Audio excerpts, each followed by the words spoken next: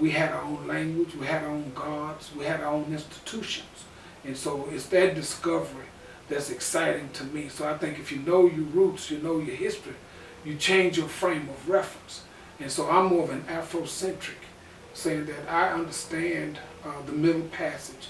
I understand West African civilizations a little bit better. And I've traced that line back to the Nile Valley or to Egypt. And so I know that our folks had a very rich culture and a very rich history for thousands of years. And so we're not new to the human scene.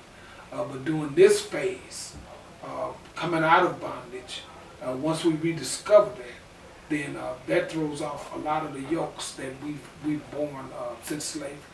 You say, well, why would former slave masters agree to educate former slaves?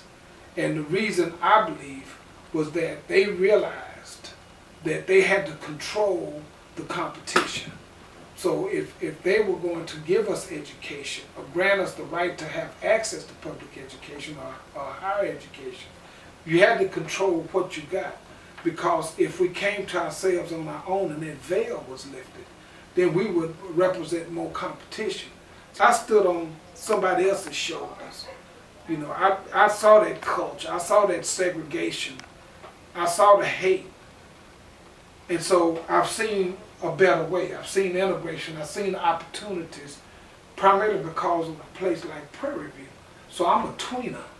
I've seen this and I've seen that. I didn't see as much as my parents or their parents saw, but they haven't seen what I've seen. Mm-hmm. And so this is a new day, a new time for departure. It's a new way of thinking, but it's got to be the kind of thinking that think towards one humanity and not just strictly based on what we have come to define as a political idea of race. And so they asked me, would I go and run the dining hall? I don't know about no dining hall. But I went over the dining hall and so had an opportunity to revolutionize the dining hall. We brought in the first franchises with KFC and Taco Bell. We got rid of the lines and went to a scramble system.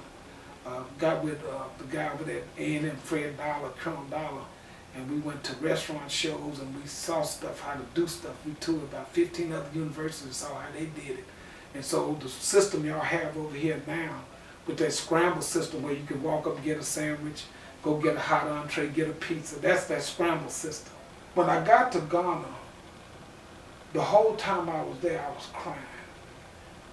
And it wasn't the big things that made me cry. It was the little things that I saw. And if we would pass by a village, I would watch the women outside sweeping the dirt. I've seen that. Well, I thought about my folks in our team and in Luling that lived in those shacks. They swept the dirt.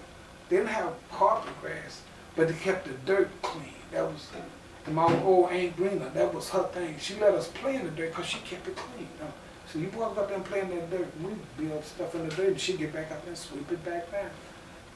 Coming out of Luling, Texas, out of the country, where I wasn't supposed to be here, but I have an opportunity because of Prairie View. And so I want somebody on my shoulders. And each person keeps building that bridge. So we've come a long way, but we still got a ways to go.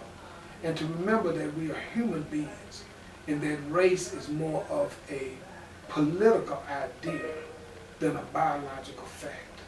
There's only one race, that's the human race. We need to get this other craziness out of our head and move beyond that. And that there's a limited amount of resources on this earth, and every human being on this planet is entitled to it. Nobody owns the water, nobody owns the air, nobody owns the land. It belongs to all of us. None of us are going to outlive our owning it. So this idea of private property, we want to revisit that.